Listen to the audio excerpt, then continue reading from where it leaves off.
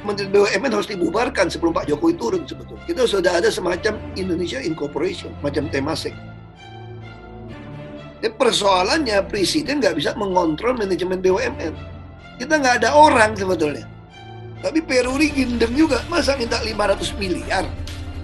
Itu BUMN juga, itu sama aja udah dapat Pertamina nggak mau kerja lagi, tidur 10 tahun, jadi ular sanca, ular piton, saya bilang, ini lagi mau tawar lagi. Saya pikir nggak masuk akal kalau gitu kelola seperti itu. Jadi persoalannya kalau saya jadi dirut, ribut, kadrun-kadrun mau demo, mau bikin gaduh lagi republik ini gitu loh. Tentu kita lagi ubah juga, sekarang kita kerjakan transparansi. Hampir semua berita lelang ada di website. Soal mereka mainkan di dalam, masih terjadi. Harusnya Kementerian BUMN itu dibubarkan sebetulnya. Ketika Ahok bongkar bobroknya perusahaan BUMN.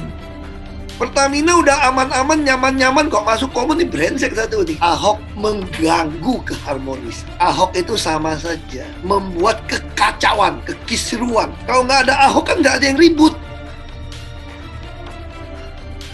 Komisaris Utama PT Pertamina Persero Basuki Cahayapurnama alias Ahok secara blak-blakan membuka tabir di balik layar PT Pertamina.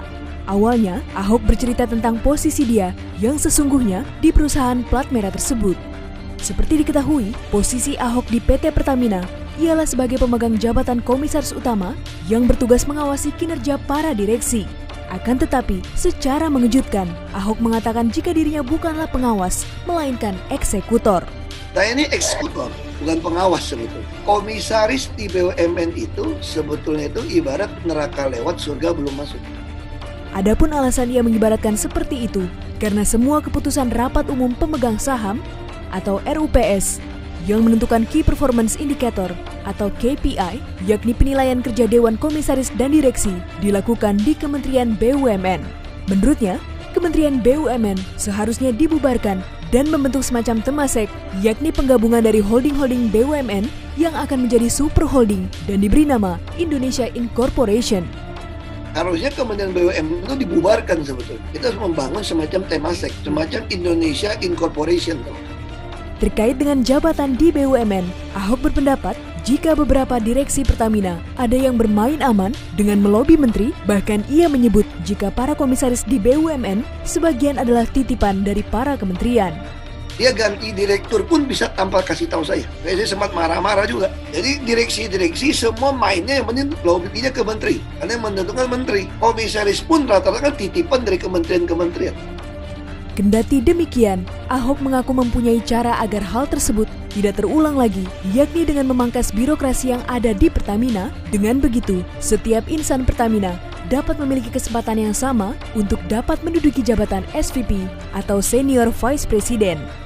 Saya potong jalur birokrasi mereka. Pertamina itu dulu naik pangkat itu mesti pakai kayak pangkat PLN itu Pertamina reference level gitu. Jadi orang mesti kerja sampai SVP itu bisa 20-an tahun ke atas. Saya potong sekali. Semua mesti lelang terbuka. Tidak hanya itu saja, Ahok juga menyoroti sistem gaji di Pertamina. Menurutnya, dalam hal ini ada yang bermain dengan memanipulasi gaji. Sebagai contoh, jika ada salah satu pegawai dicopot dari jabatannya, akan tetapi gajinya itu tetap sama dengan jabatan sebelumnya, bukan mengikuti jabatan yang baru.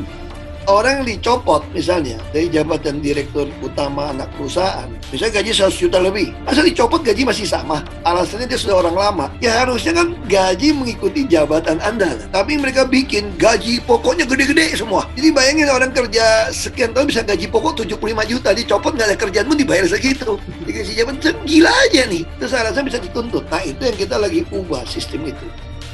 Di samping itu, Ahok pun merasa kecewa terhadap perusahaan BUMN Peruri. Hal itu dikarenakan perusahaan BUMN yang bergerak di bidang percetakan uang ini meminta uang sebesar 500 miliar rupiah pada Pertamina untuk proses paperless yang menurutnya tidak masuk akal. Lalu sekarang saya lagi paksakan tanda tangan digital. Tapi Peruri gendeng juga. Masa minta 500 miliar untuk proses paperless di kantor Pertamina. Itu BUMN juga. Itu sama aja udah dapat Pertamina nggak mau kerja lagi, tidur 10 tahun. Jadi ular sanca, ular piton saya bilang.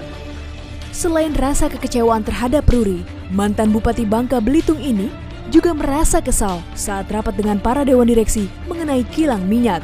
di mana dalam rapat tersebut Ahok sedikit terpancing emosinya.